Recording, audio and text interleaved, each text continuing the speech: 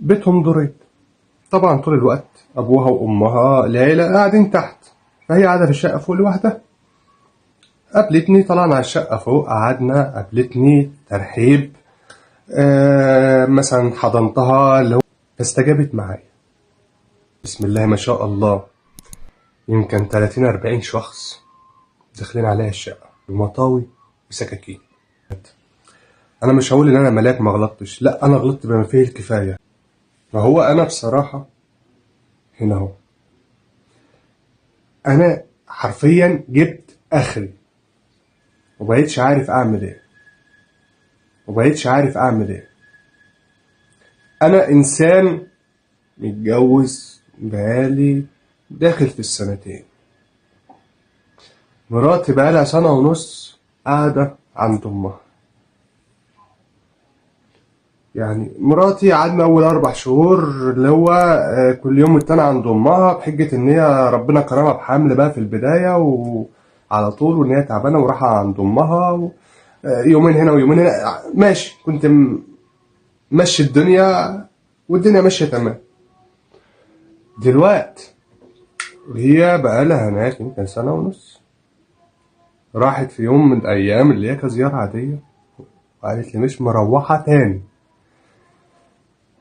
مش مروحة تاني. مش مروحة ليه؟ حجج فارغة، حجج نسوان. وللأسف ما لقيتش حد يقف معايا من أهلها. أهلها على عيني وعلى راسي، بس للأسف كان دايما بنتهم يعني مصدقينها في كل حاجة وماشيين ورا كلمتها. فأنا مش عارف أعمل إيه. طيب عشان أصالح، اللي هو ما أنا ما زعلتش عشان أصالح أصلا، أنا ما زعلتش عشان أصالح. فماشي، واجب عليا إن أنا أروح وأشوف إيه اللي مزعل مراتي وأجيبها وأراضي الدنيا، طالما هي زعلانة مني. الفكرة هي مش زعلانة، الفكرة إن هي بتتدلع، تتدلع على ميتين اللي خلفوا أهلي بمساعدة أهلها اللي مصدقينها. تقول لهم بيته فيه عفاريت. بيته فيه عفاريت. طب عفاريت ازاي؟ اصلا انا بتخنق، اصلا انا بيتهيألي حاجات. قومي صلي يما، قومي صلي، بيتهيألك حاجات، قومي صلي بدل ما الشيطان ما راكب ميتينك. بدل ما الشيطان ما هو راكب ميتينك، قومي صلي. الشيطان هيبعد عنك، شغلي قرآن في البيت. بس ليه؟ احنا نعمل حجة بقى عشان خاطر ايه؟ امشي. ليه؟ ما فيش حاجة غير كده. ما هو لا بتشتغل ولا بتعمل ولا هي في بيت عيلة ولا حزن، قاعدة على ظهرها 24 ساعة ما بتعملش حاجة، ما بتخدمش نفسها أصلا في الكام يوم اللي قعدتهم معايا.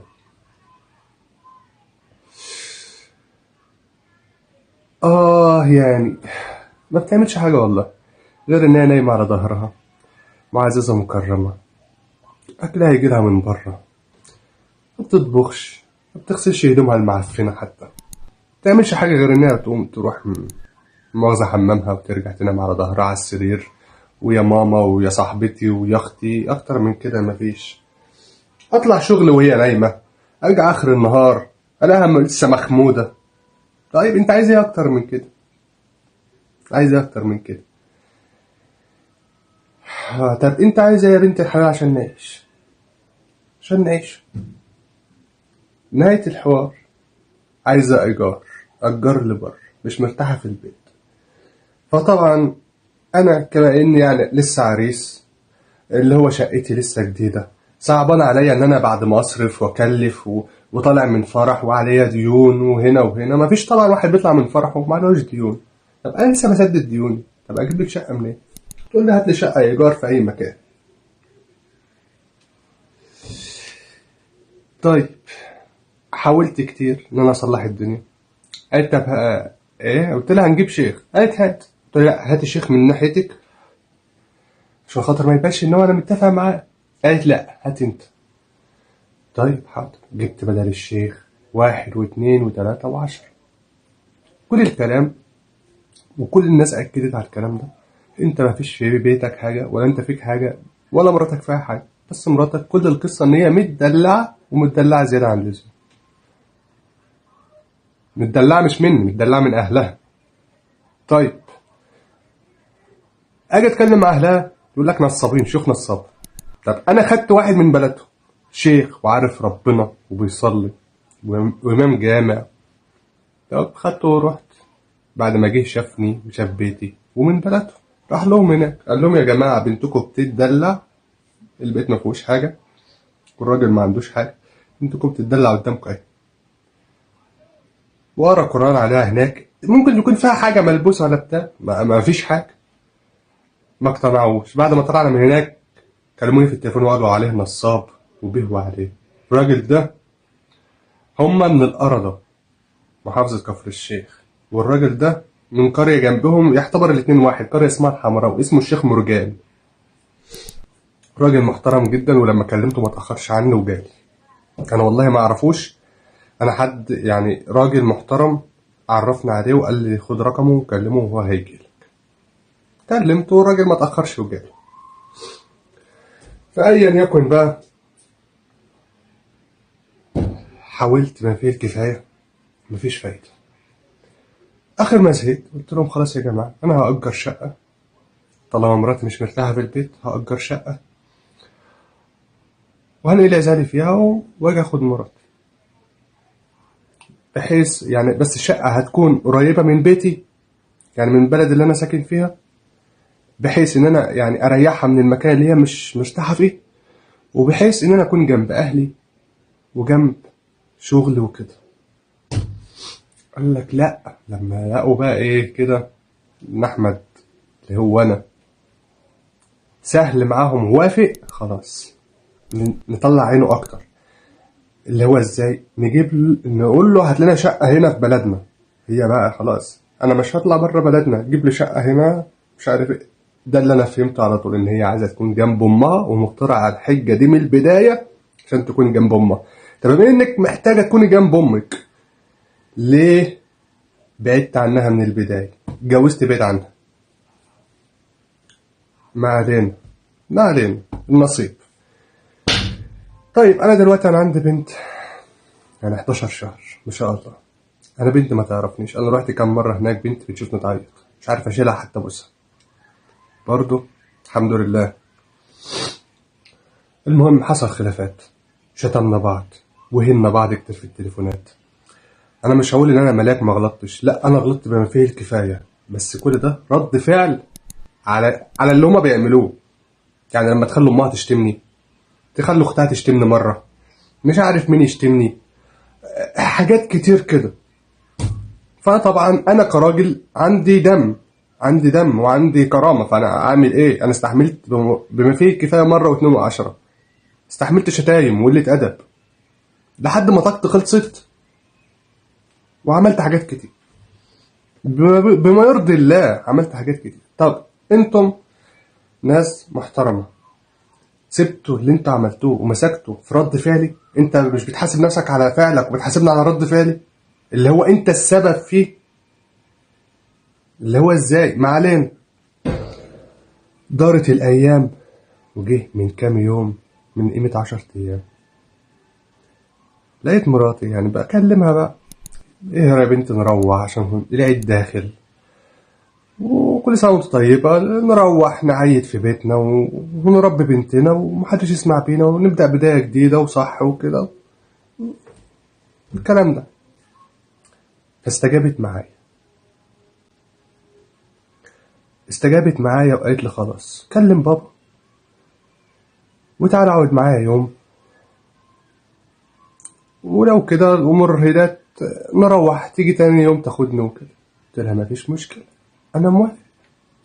فطبعا انا كنت مسافر شغل، فلما رجعت بعدها بعد ما كلمتها ب3 ايام او 4، المهم نزلت من الشغل من المكان اللي كنت مسافر فيه، قعدت يوم في بيتي. تاني يوم كلمت ابوها ورحت. ابوها قال لي تعال. المهم رحت، اتاري معمول ايه؟ كمين.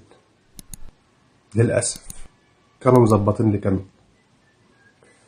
أنا رحت عادي، يعني اتقابلت معايا على باب البيت، دخلتني اللي هي مراتي. بيتهم دورين، طبعا طول الوقت ابوها وامها العيله قاعدين تحت، فهي قاعده في الشقه فوق لوحدها.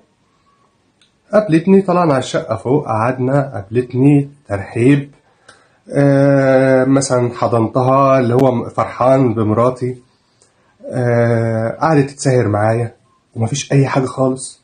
بنتي كانت نايمه في الاوضه جنبنا، شويه البنت صحت، عيطت، مش عارف، راحت جابت لي البنت، جت تدهاني. طبعا انا حاولت ان انا اشيل بنتي، ما فيش اقل من 10 ثواني البنت عيطت، خدتها تاني وشكرا على كده.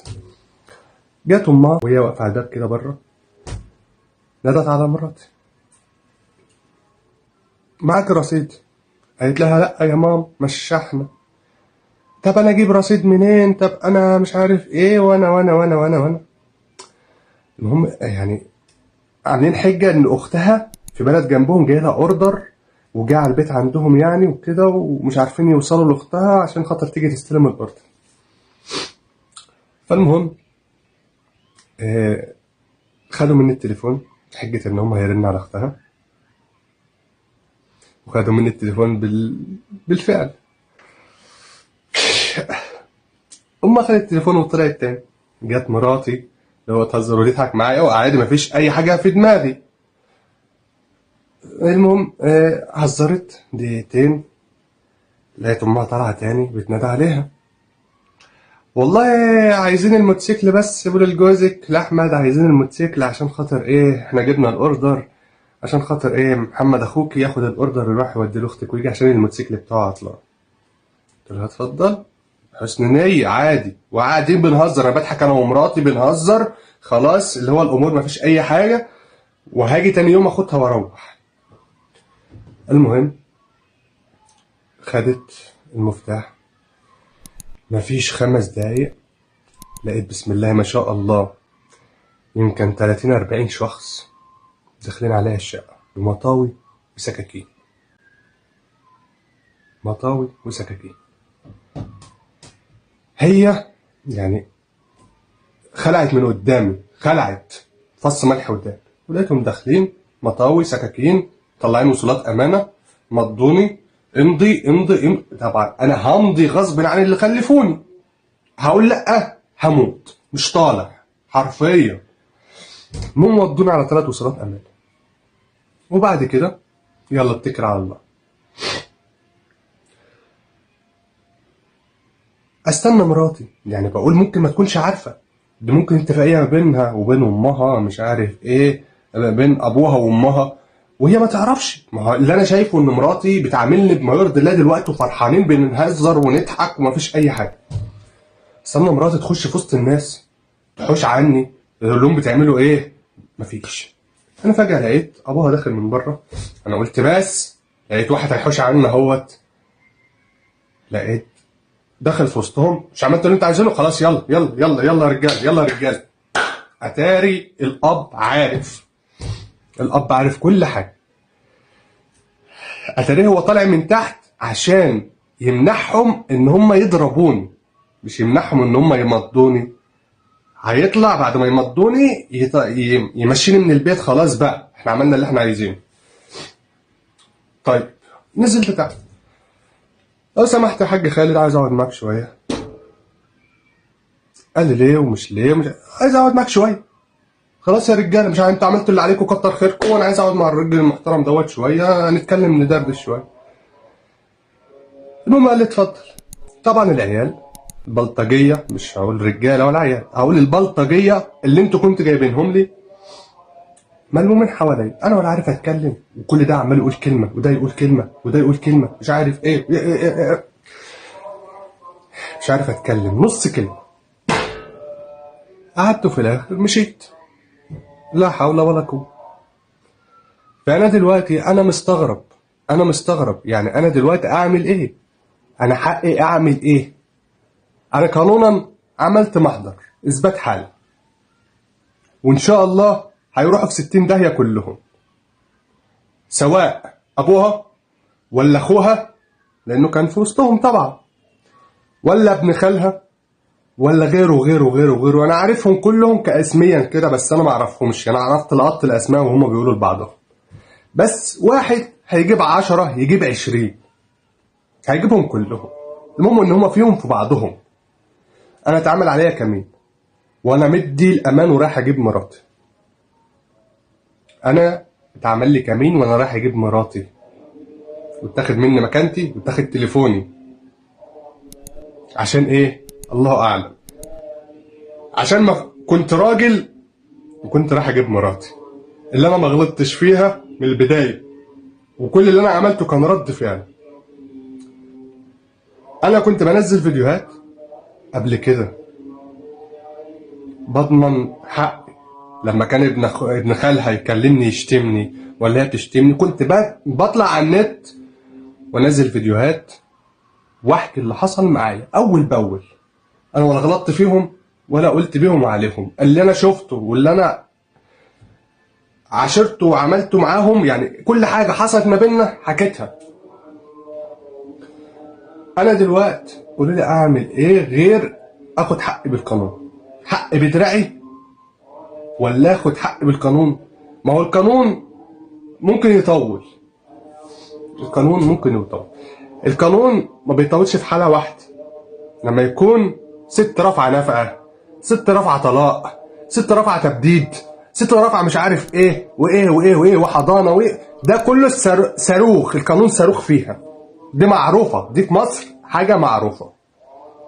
بس لما يكون مشتوم، مضروب، اتغلط فيا عشان اشوف بنتي ولا ابني، القانون عامل زي السلحفه ساعتها، براحته خالص. بس ساعة فلوس، ساعة تمكين، ساعة قايمة، ساعة تبديد، ساعة مش عارف نفقة، ايه القانون هنا صاروخ ساعتها. انا اعمل ايه؟ والناس هددوني حرفيا ان انا لو نزلت فيديو تاني هيجولي البيت وهيعملوا.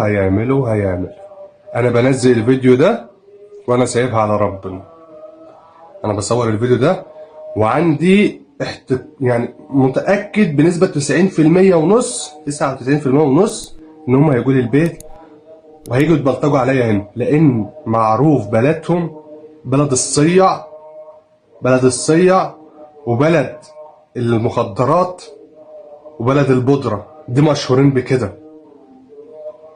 بس الا من رحم ربي، اكيد كل بلد فيها الحلو وفيها الوحش. انا بقى حظ وقعني مع الناس الوحشه. مش وحشه ان هم بتوع مخدرات، لا، عالم ما يعرفوش ربنا، والله ما يعرفوا ربنا ولا يعرفوا دينهم. كل كلامهم يقول لك بنصلي ما بنسيبش ركعه، وده اللي كان بيحصل قدامي. مراتي ما كانتش بتسيب ركعه واحده. بس على ايه؟ عارفه ربنا ازاي انت كده مش فاهم بتصلي ازاي؟ بتقف قدامه تقول الله اكبر ازاي وانت اذيه جوزك وسايبه بيتك؟ ازاي حارمه بنتك من ابوها وتقول الله اكبر وتصلي؟ بتقفي ما بين ايديه ازاي؟ حد يقنعني. ما هو انا مش هتجنن لوحدي، انا عايز حل دلوقتي. انا دلوقتي بنزل فيديو وبقول يا رب، بس يوم ما يحصل لي حاجه الفيديو ده اللي هيكون دليل على اللي هيحصل لي. لو اتأذيت هيكون من نسايبي اللي هو خالد ابراهيم عثمان عصر. اصل قالوها لي قبل كده وانا هناك. انت بتقول الاسم كامل؟ واقولها تاني اهوت.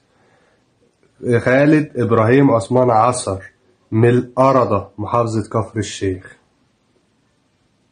انا لو حصل لي حاجة هيكون بسببهم، بسبب البلطجية اللي كانوا جايبينهم لي.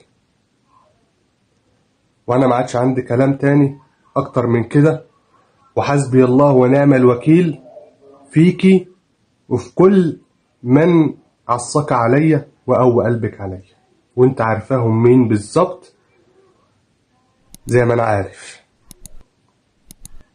تمام؟ السلام عليكم.